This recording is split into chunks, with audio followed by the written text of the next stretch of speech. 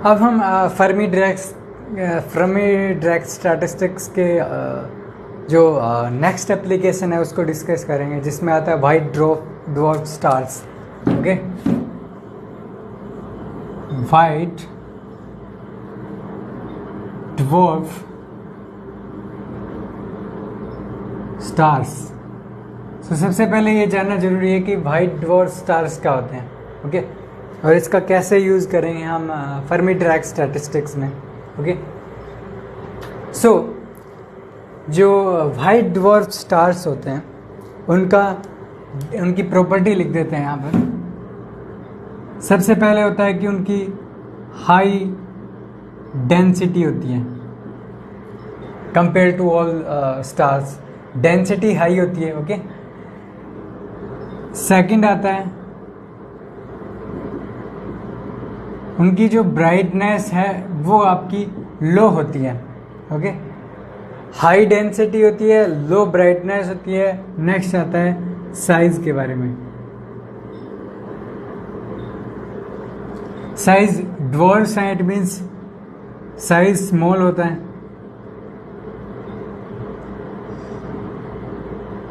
Next बात आती है टेम्परेचर की,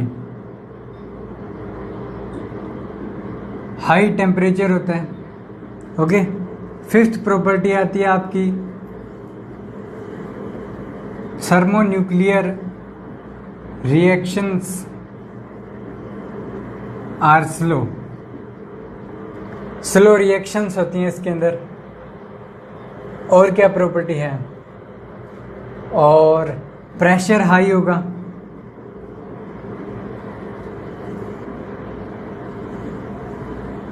ओके, अगर इसके लिए हम क्लासिफिकेशन ऑफ स्टार्स को चेक करें देन हमारे पास कुछ इस तरीके से आते हैं।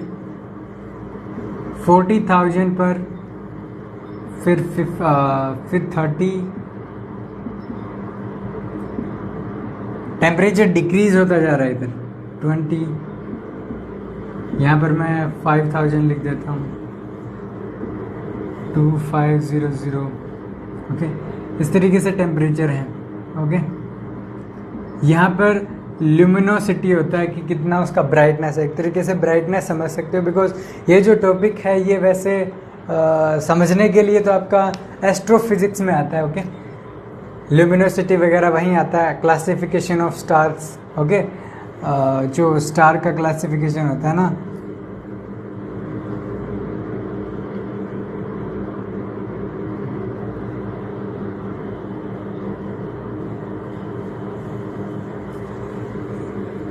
A, F, G, K, M, कुछ इस तरीके से जो डिस्ट्रीब्यूशन होता है ना वो कुछ इस तरीके से होता है। ओके, ल्यूमिनोसिटी में यहाँ पर हमारे पास एक मेन सीक्वेंस आता है। ओके, ये मेन सीक्वेंस होता है। इसमें स्टार्स क्या है, मोस्टली जो स्टार्स हैं वो आपके इसके ऊपर लाई करते हैं, इस मेन सीक्वेंस के ऊपर। ओके,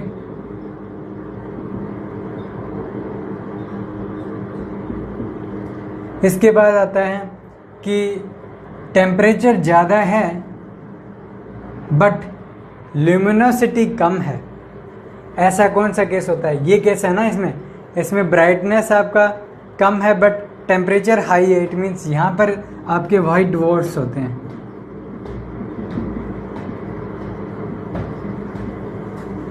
ओके, नेक्स्ट आता है रेड जाइंट। अगर हमें डिस्कस नहीं कर रहा है रेड जाइंट, बट एक स्टार का क्लासिफिकेशन होता है वो आपका यहाँ लाई करता है।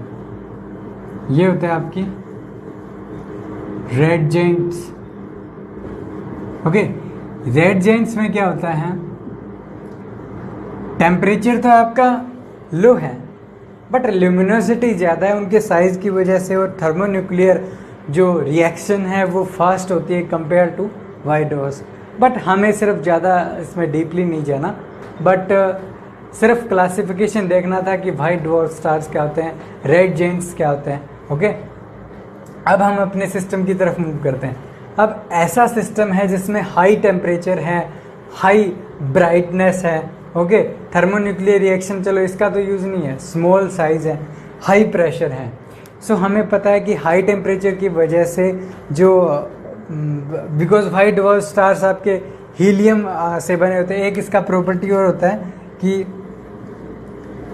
ये आपके होते हैं very old stars, almost in the last phase. अब लास्ट फेज क्या होता है, बिकॉज इनके बाद ये क्या है, फिनिश हो जाते हैं, खत्म हो जाते हैं। ओके, सो इनके अंदर जो हीलियम है वो मोस्टली आपका बर्न हो जाता है। मोस्टली हाइड्रोजन है इनके अंदर। आप प्रॉपर्टी लिख सकते हो, 8 प्रॉपर्टी की, mostly helium is there, helium 4 is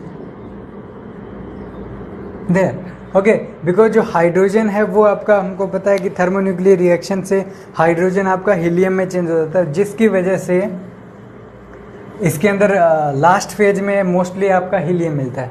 और helium high temperature, high pressure अगर कंडीशन में रहता है, देन उनके अंदर जो इलेक्ट्रॉन्स होते हैं वो फ्री हो जाते हैं। ओके, और एक तरीके से एक फर्मी गैस कंस्ट्रक्ट करते हैं। ओके, सो हम इस सिस्टम को, जो वाइट डॉर्फ सिस्टम है, इसको हम एक फर्मी सिस्टम कंसिडर कर सकते हैं, जो कि स्ट्रॉन्गली डीजेनरेट सिस्टम का एक तरीके से एक एग्जांपल है। ओके, हम चेक करेंगे, कंडीशन चेक करेंगे क्या स्ट्रॉन्गली डीजेनरेट है कि नहीं है। ओके, सो इस तरीके से ये जो वाइट डॉर्फ है, ये आपका एक पॉइंट हो जाता है फर्मी डायरेक्ट स्टैटिस्टिक्स का। अगर वाइट डॉर्फ का अगर एक एग्जांपल चेक करें, देन सीरियस बी जो है वो आपका वाइट डॉर्फ है। ओके, इसका एग्जांपल होता है। और ये जो कर्व है इसको बोलते हैं हर्ट्ज रसेल डायग्राम। ओके, आप इसको एस्ट्रोफिजिक्स के अंदर पढ़ते हो। ओके, अब हम चेक करेंगे कि जो आपका वाइट डॉर्फ सिस्टम है वो किस तरीके का सिस्टम है फर्मी डायरेक्ट स्टैटिस्टिक्स में। ओके, सो यहाँ पर अज्यूम करते हैं हमारे पास टोटल मास m है वाइट डॉर्फ स्टार का। ओके, अज्यूम करते हैं इनके अंदर n एटम्स हैं। ओके, और n एटम्स की वजह से हमारे पास n इलेक्ट्रॉन फ्री हो जाते हैं। ओके, देन जो टोटल मास है वो किसके इक्वल हो जाता है, me प्लस, अब देखिए me तो आपके इलेक्ट्रॉन, 2 प्रोटॉन का मास भी यहाँ पर आने वाला है। सो 2mp या फिर mn लिख सकते हो, बिकॉज मास दोनों का अप्रोक्सीमेटली इक्वल होता है। ओके, सो यहाँ से इलेक्ट्रॉन का जो मास है वो बहुत छोटा होता है कंपेयर टू इसके, देन अपना अप्रोक्सीमेटली 2mp लिख सकते हैं। ओके, यहाँ से मैं आपका जो टोटल नंबर ऑफ पार्टिकल्स हैं वो फाइंड आउट कर सकता हूँ, वो is equal to m divided by 2mp हो जाता है। ओके, और एक्चुअली में मुझे पता है कि वॉल्यूम मेरा कितना होता है, volume is equal to rho into rho is equal to, हमें पता है rho is equal to m divided by v होता है। सो यहाँ से v is equal to m divided by rho. Okay, then यहाँ से total number of particle per unit volume, it means particle density n divided by v। So यहाँ से n हमारे पास कितना आ जाता है, n इज इक्वल टू कितना आ जाता है, m divided by 2mp divided by, यहाँ से v का वैल्यू कितना हो जाता है, कैपिटल M डिवाइडेड बाई रो। यहाँ से हमारे पास रिलेशन आ जाता है रो डिवाइडेड बाई 2mp। ओके, और ये सीरियस के लिए अपना अप्रोक्सीमेटली वैल्यू होता है 1.7 इंटू 10⁻36 इलेक्ट्रॉन पर मीटर क्यूब। अब यहाँ से अगर हम इसका फर्मी एनर्जी फाइंड आउट करते हैं, EF इज इक्वल टू हमारे पास आ जाता है h² divided by 2me 3n divided by 8 pi v to the power 3/2। Okay, यहाँ से अगर हम वैल्यू फाइंड आउट करते हैं, देन अप्रोक्सीमेट वैल्यू है वो 0.33 मेगा इलेक्ट्रॉन वोल्ट हमारे पास निकल के आता है।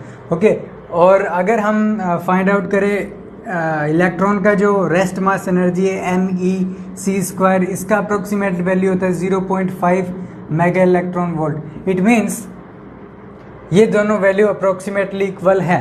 It means E relativistic approximately equal to EF।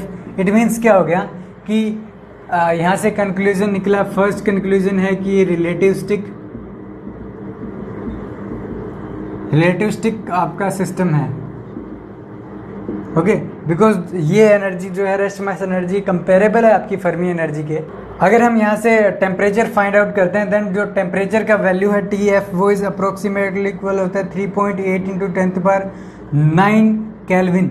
यहाँ से हम कह सकते हैं कि अगर T F divided by T है वो अप्रोक्सीमेटली 10⁻³ ऑर्डर का होता है। यहाँ से अगर सीरियस बी के केस में अगर कंपेयर करके देखें, सो इट मीन्स जो आपका एक तरीके से बोल सकते हो कि टी एफ है वो आपका क्या है टी, ये वाला केस हो जाता है ना, T F is less than T. ये जो केस है ये आपका स्ट्रोंगली डीजेनरेट के लिए होता था। Okay, so it mean second हमारे पास आ जाता है कि ये स्ट्रोंगली डीजेनरेट फर्मी सिस्टम है। ओके, सो यहाँ से हमारे पास दो कंक्लूजन निकल के आ जाएंगे। थर्ड प्रॉपर्टी हमारे पास आती है कि आपका जो प्रेशर है ना P, वो अप्रोक्सीमेटली 10⁻18 ATM ऑर्डर का होता है। अब वहाँ पर तो हमने मेटल के केस में हमने किया था कि जो फर्मी गैस बनता है उसके अंदर जो एक तरीके से इलेक्ट्रोस्टैटिक जो फोर्स है उसको काउंटर बैलेंस करता है आपका जो प्रेशर। बट एक स्टार के केस में ऐसा हो सकता है क्या? स्टार के केस में हमने देखा कि स्टार आपका एक तरीके से एटम्स का बना होता है और उसकी वजह से हर एटम के बीच में इतना ज़्यादा मास हो जाता है कि वहाँ पर जो ग्रेविटेशनल फोर्स है वो आपका इम्पोर्टेंट हो जाता है हमारे लिए। इट मीन्स कि इतना ज़्यादा जो प्रेशर है वो काउंटर बैलेंस करता है ग्रेविटेशनल फोर्स को। Okay, so it means P balances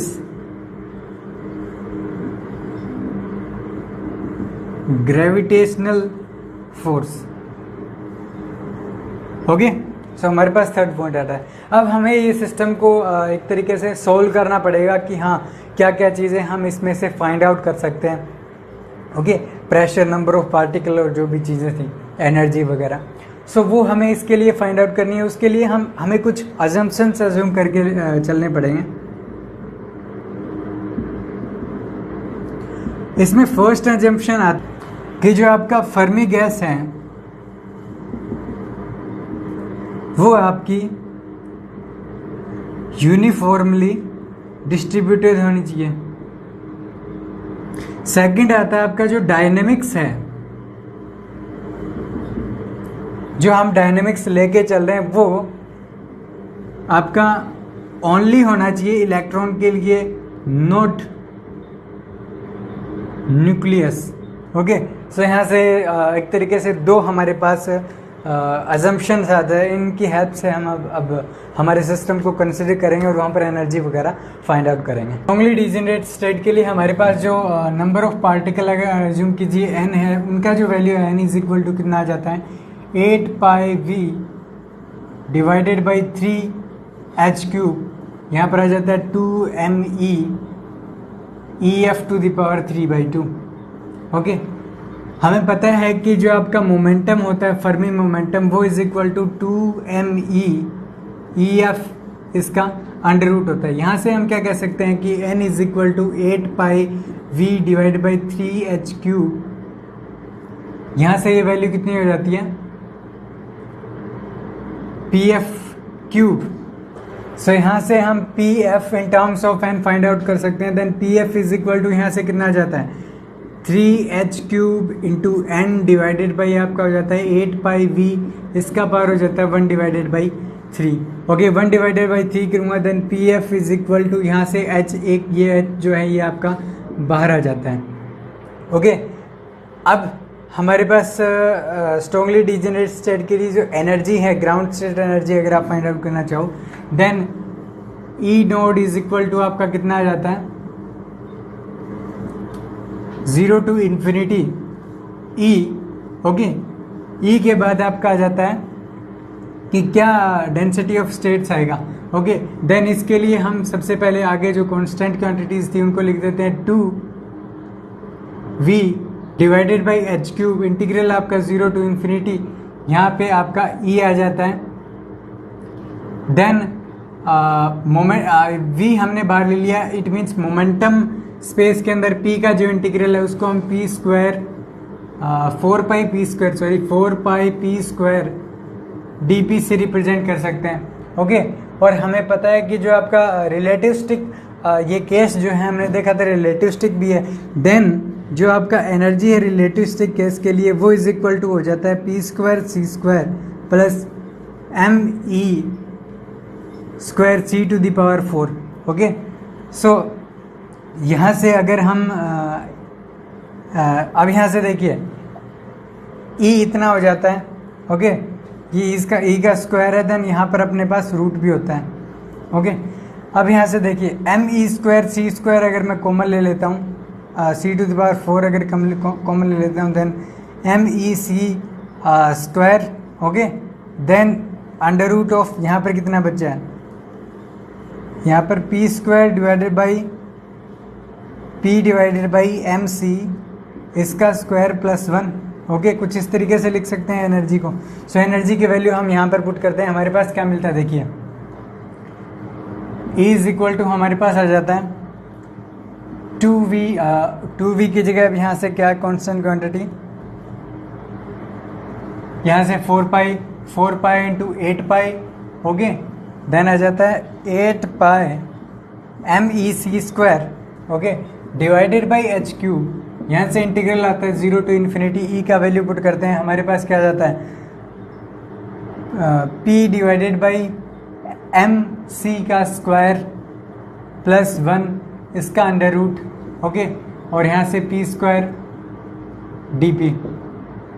okay, अब यहाँ से हम एज्यूम करते हैं कि P divided by M C F वो इज इक्वल टू एक्स, एक वेरिएबल है। देन यहाँ से हम क्या कर सकते हैं कि D P is equal to M C into D X. Okay, then P square अगर मैं करता हूँ देन मेरे पास X square M square C square. Okay, और P square D P is equal to मेरे पास क्या रहता है M C to the power cube और एक्स स्क्वायर डी एक्स। ये वैल्यूज मैं इसके अंदर पुट करता हूँ, देन मेरे पास क्या मिलता है कि E is equal to 8 pi M E C square H cube. यहाँ पर देखिए इसकी जगह मैं अगर पुट करता हूँ M E C cube,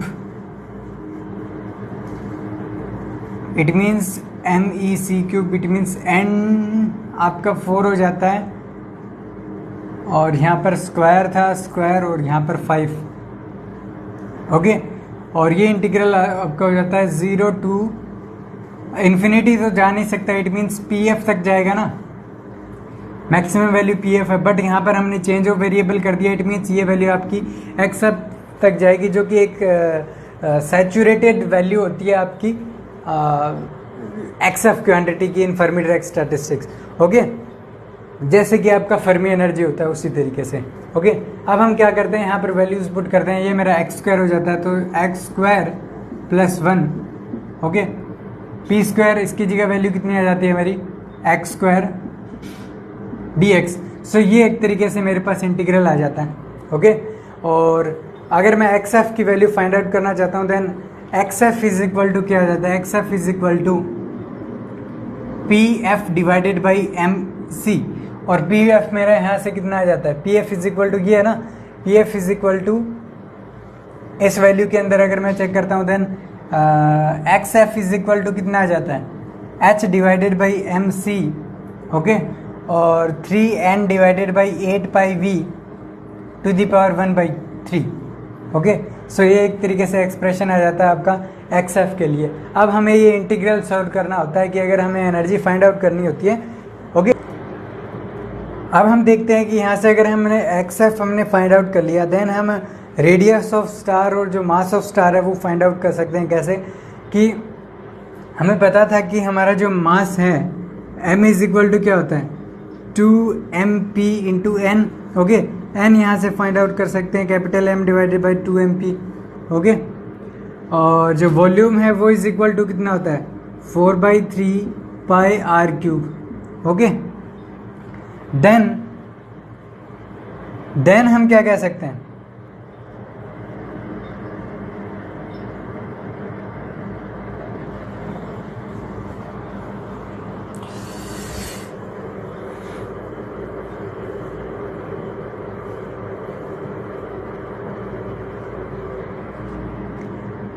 n divided by v है वो इज इक्वल टू कितना हो जाता है, यहाँ से अगर चेक करें then m divided by 2mp, okay, और यहाँ से क्या आ जाता है 448 पाई r क्यूब और 3 ऊपर चला जाता है।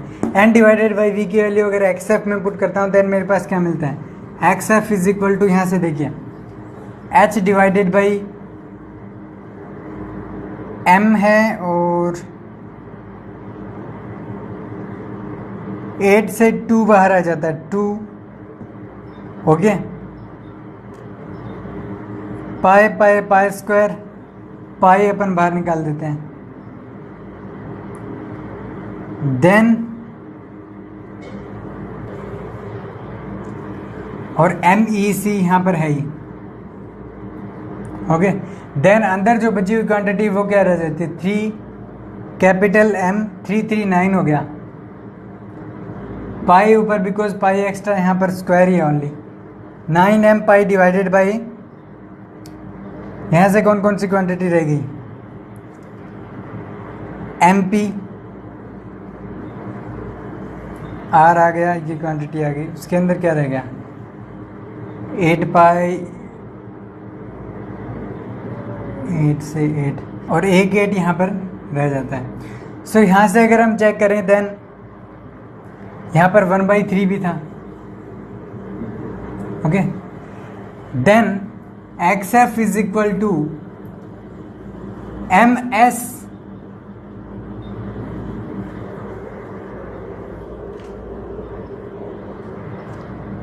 1/3 डिवाइडेड बाई आपका RS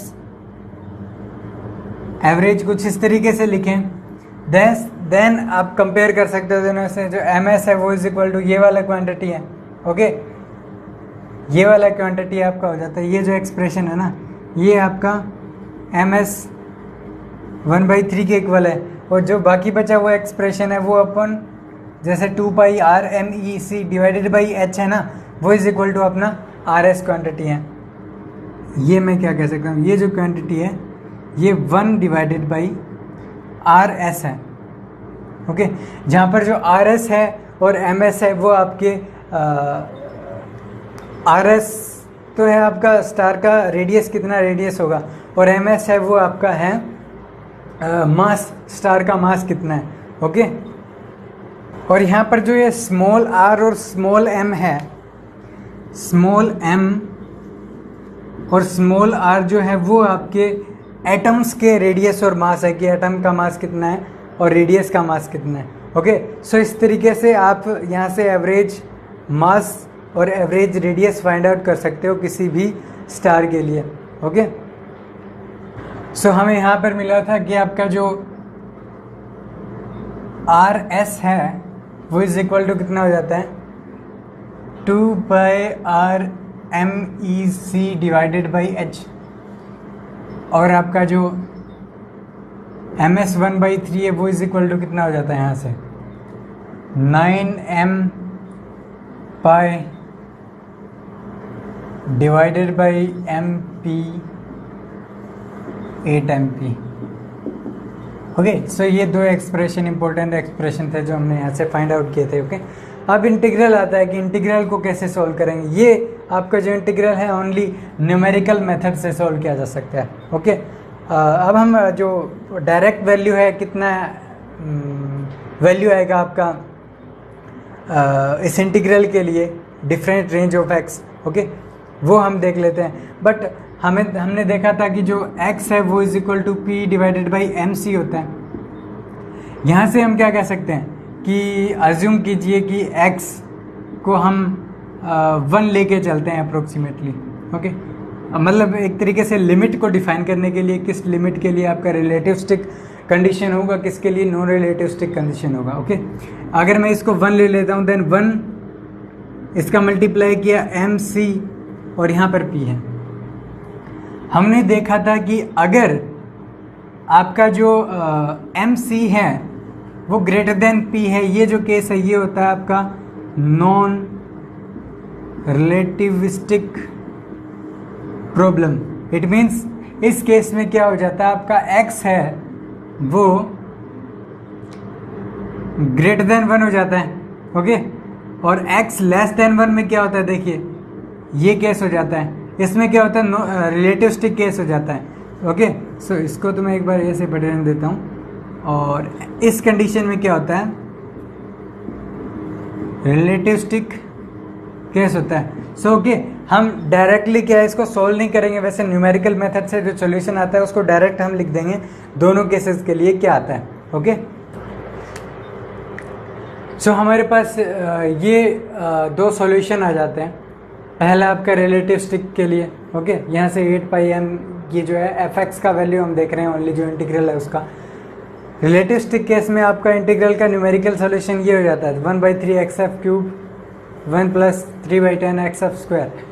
नो रिलेटिविस्टिक्स के लिए कुछ इस तरीके आ जाता है। फ़र्क ये है कि यहाँ पर 4 है, पावर 4 आ जाता है, ओके।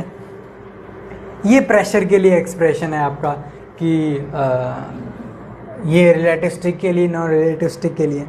अब प्रेशर वैसे क्योंकि ये वैसे इम्पोर्टेंट नहीं है कि स्टार के अंदर क्या प्रेशर होना चाहिए, ओके, बट एक तरीके से देखें देन हमें पता होना चाहिए कि हमने ये चीज़ें फाइंड आउट कैसे की, बिकॉज जस्ट हमने यूज़ तो किया न्यूमेरिकल मेथड का, ओके। सो हम इसमें डीपली तो नहीं जाने वाले कि कैसे फाइंड आउट किया, सिर्फ ये इम्पोर्टेंट है कि ये रिलेशन आ जाता है, ओके। वैसे इम्पोर्टेंट भी नहीं है, याद रखना भी ज़रूरी नहीं है कि हाँ क्या करना है, बट हमें समझना है सिर्फ कि हाँ कैसे फाइंड आउट किया, ओके। सो ये एक्सएफ है, हमें प्रेशर पता होना चाहिए कि कैसे फाइंड आउट किया। चेक करते हैं कि प्रेशर कैसे फाइंड आउट करेंगे। हमें पता है कि जो प्रेशर है वो is equal to del E / del V होता है, एनर्जी का विद रिस्पेक्ट टू वॉल्यूम। अगर मैं डेरिवेटिव कर देता हूँ, ये मैं कैसे करूँगा, देखिए इसके अंदर एक्सप्रेशन में चेक कीजिए। V एक तो यहाँ एक इसके अंदर हो सकता है, इसके अंदर है, हो सकता है कि इसके अंदर है एक्सप्रेशन, बिकॉज एक्सएफ है, एक्सएफ आपका एक्सप्रेशन होता है V का, इट मीन्स एक्सएफ है वो भी आपका एक्सप्रेशन होगा V का। सो यहाँ से अपन U.V से कर सकते हैं ना। स्टार्टिंग में क्या करेंगे, अगर मैं इस टर्म के अंदर मैं अगर V का डेरिवेटिव करता हूँ देन मेरे को 1 मिलेगा 8πm⁴ C5 / h³ और f(xf), ओके। देन प्लस में मेरे को क्या करना पड़ेगा, 8πm⁴ C⁵V / h³ इंटू, अब f का डेरिवेटिव करना है तो कैसे करेंगे, f का डेरिवेटिव करना है with respect to volume, but हमें पता है कि अगर मैं del f का del xf के रिस्पेक्ट में करूं देन अपन del xf का del v के रिस्पेक्ट में करूं, ओके। और यहाँ से हमें पता है कि xf इज इक्वल टू कितना होता है, h divided by mc 3n divided by 8π v, इसका पावर आ जाता है 1/3। सो ये x का xf का एक एक्सप्रेशन है, ओके। हमें सिर्फ करना क्या है, वैसे आप सोल्व करके देख सकते हो, हम यहाँ पर इसको सोल्व नहीं करने वाले बिकॉज बहुत बड़ा होने वाला है थोड़ा, बिकॉज ये जस्ट एक्सप्रेशन है ना हमारे पास xf का। यहाँ से सिर्फ क्या करना है, xf की न्यूमेरिकल वैल्यू लिखनी है, बिकॉज दो लिमिट है ना हमारे पास। फर्स्ट लिमिट के लिए ओनली फर्स्ट वाली वैल्यू पुट करनी है, सेकंड के लिए सेकंड वाली। सो हमें क्या करना पड़ेगा, xf का वैल्यू पुट करना है यहाँ पर। यहाँ पर क्या करना है, यहाँ पर हमें del f divided by del x का एक्सप्रेशन फाइंड आउट कर लेंगे डेरिवेटिव करके, और यहाँ से हम फाइंड आउट कर लेंगे xf का with respect to v volume का डेरिवेटिव करके, ओके। देन दोनों को आप यहाँ पर वैल्यू पुट करके सभी की, देन हम प्रेशर का जो एक्सप्रेशन है, क्या एक्सप्रेशन आने वाला है, वो कुछ इस तरीके से एक्सप्रेशन आने वाला है, वो हम फाइंड आउट कर सकते हैं, ओके। कोई हार्ड नहीं है, आप ट्राई कर सकते हो वैल्यू पुट करके xf का।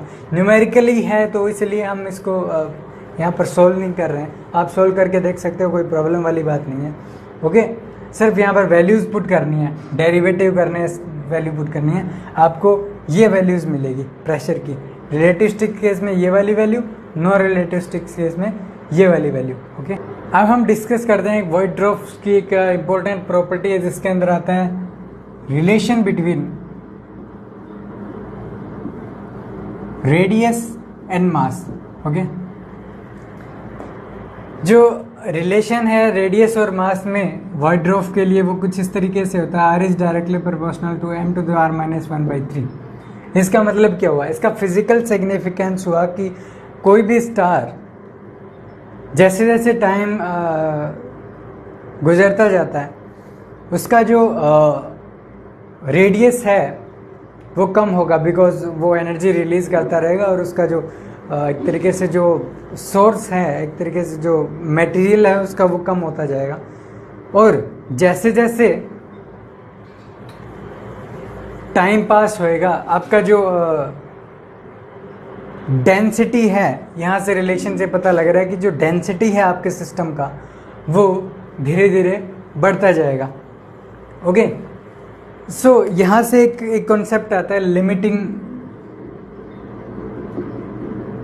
लिमिटिंग मास का। ओके, एम नोड से अगर मैं इसको रिप्रेजेंट करूँ, इसके अंदर आता है कि ये आपका मैक्सिमम पॉसिबल एक तरीके से मास होता है एक वॉइड ड्रॉप का। ओके, ये मिनिमम एक तरीके से मैक्सिमम पॉसिबल क्यों है, बिकॉज सपोज कि वाइड जेंट था स्टार्टिंग में, वो धीरे धीरे कम होता गया, डेंस होता गया। ओके, और उसका मास जो है वो बहुत ज़्यादा हो जाता है, जिसकी वजह से एक मैक्सिमम मास को ही वो एक तरीके से रख सकता है। उसके बाद ग्रेविटेशनल कोलैप्स हो जाता है उस स्टार के अंदर, बिकॉज कि जो प्रेशर इतना ज़्यादा हो जाता है कि जो ग्रेविटेशनल जो फोर्स है वो काउंटर बैलेंस नहीं कर पाता, जिसकी वजह से जो आपका सुपरनोवा इफ़ेक्ट्स जो होते हैं, सुपरनोवा जो आपका होता है वो इसी वजह से होता है कि जो मैक्सिमम पॉसिबल आपका जो मास है वो एम नोड होता है, और इसका जो अप्रोक्सीमेट वैल्यू है वो 1.44 एम मास ऑफ सन, जो कि आपका होता है 2 × 10⁻30 kg। सो ये जो वैल्यू है ये आपका मैक्सिमम पॉसिबल एक तरीके से मास होता है किसी भी स्टार के लिए। ओके, इट मीन्स इस वैल्यू के बाद एक तरीके से वो ग्रेविटेशनल कोलैप्स कर जाता है। ओके, अगर उसका कर्व चेक करें हम, कैसे कर्व बनता है, अगर यहाँ पर मैं r divided by R of sun, यहाँ पर मैं mass divided by mass of sun, इनको अगर लेके चलता हूँ, देन ये कुछ इस तरीके से आता है और ये अचानक से ड्रॉप कर जाता है, बिकॉज यहाँ पर जो वैल्यू है वो 1.44 के अप्रोक्सीमेट है। ओके, यहाँ पर एक तरीके से सैचुरेशन सा होता है थोड़ा। ओके, ये आपका पॉइंट 0 है। इट मीन्स यहाँ से भी पता लग रहा है कि जो आपका मैक्सिमम पॉसिबल मास है वो 1.44 है। इसके ज़्यादा मास होते ही आपका ग्रेविटेशनल कोलैप्स हो जाता है और रेडियस आपका 0 पर डिक्रीज कर जाता है। इसका मतलब क्या हुआ कि ब्लास्ट हो जाता है एक तरीके से, जो कि अपना सुपरनोवा होता है। ओके, सो सुपरनोवा इफेक्ट यहीं से आता है, रेडियस और मास के एक तरीके से रिलेशन से। हमारे पास एक क्वेश्चन आता है कि हमें मैक्सवेल बोल्ट्जमैन जो स्टैटिस्टिक्स है उसको फॉलो करता है अगर एक डिस्ट्रीब्यूशन, एक तरीके से हमारे पास एक न्यूक्लियर रेडिएशन है, न्यूक्लियर रिएक्शन है, जिसके अंदर जो आपका न्यूट्रॉन डेंसिटी है वो जो एक तरीके से फ्लक्स है वो इतना दिया गया है, टेम्परेचर आपका 300 केल्विन है, हमें डेंसिटी फाइंड आउट करनी है न्यूट्रॉन्स की। ओके, सो सबसे पहले आता है कि जो डेंसिटी ऑफ न्यूट्रॉन्स है वो n is equal to n naught exponential of minus cavity. It means ये आपका होता है एक तरीके से 0 टेम्परेचर पर कितना है, देन टेम्परेचर के साथ आपका वेरी होता जाता है, और एन नोड का जो वैल्यू है वो इज इक्वल टू कितना हो जाता है, N naught is equal to होता है आपका फ्लक्स इनटू वेलोसिटी। ये क्या होता है, बिकॉज अगर हमारे पास अगर इतने यू कैन से हमारे पास पार्टिकल आ रहा है per unit area per unit time. Okay, अगर यूनिट टाइम में इतनी डिस्टेंस ट्रैवल कर रहे हैं, देन ये जो टोटल वॉल्यूम होगा ये आपका नंबर डेंसिटी होगा ना टोटल, देन अगर दोनों का मल्टीप्लाई कर दें देन हमारे पास एन नोड आ जाता है। ओके, और जो वेलोसिटी होता है वो आपका हमारे केस में इसमें होता है 3 kBt बाई m।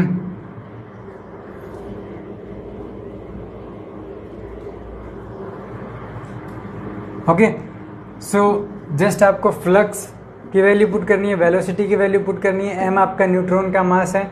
ओके, इसके अंदर सारी वैल्यूज पुट करके n आप फाइंड आउट कर सकते हो। अब हमारे पास इक्वेशन आता है कि हमें इफेक्ट बताना है कि मास कैसे इफेक्ट करता है आपकी फर्मी वेवलेंथ को।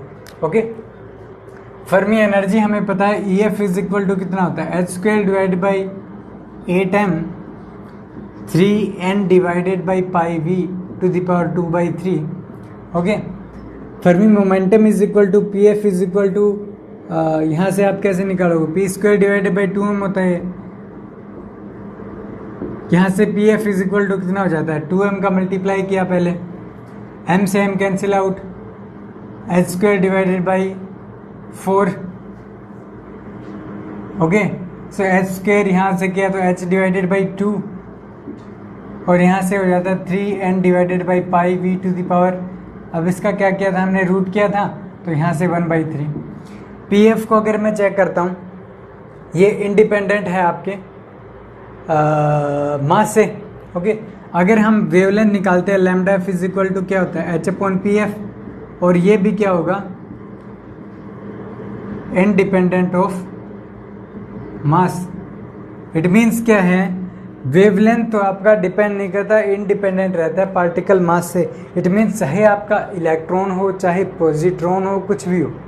ओके, उसके लिए आपका जो फर्मी वेवलेंथ होगा वो सबके लिए सेम होगा, पार्टिकल पे डिपेंड नहीं करता। बट यहाँ से हम चेक कर सकते हैं डेंसिटी पे डिपेंड करता है। ओके, ओनली ऑन डेंसिटी पे डिपेंड करता है वेवलेंथ। सेकंड आता है आपका कि अगर फर्मी एनर्जी को चेक करूं देन फर्मी एनर्जी है EF is directly proportional to 1 divided by m। It means Fermi energy होगा वो आपका डिपेंड करता है टेम्परेचर पे। हाई मास वाले एटम के लिए आपका फर्मी एनर्जी क्या होगा, हाई वाले के लिए कम होगा, कम वाले के लिए ज़्यादा होगा। सो इस तरीके से ये हमारा छोटा सा क्वेश्चन था, वो हो जाता है।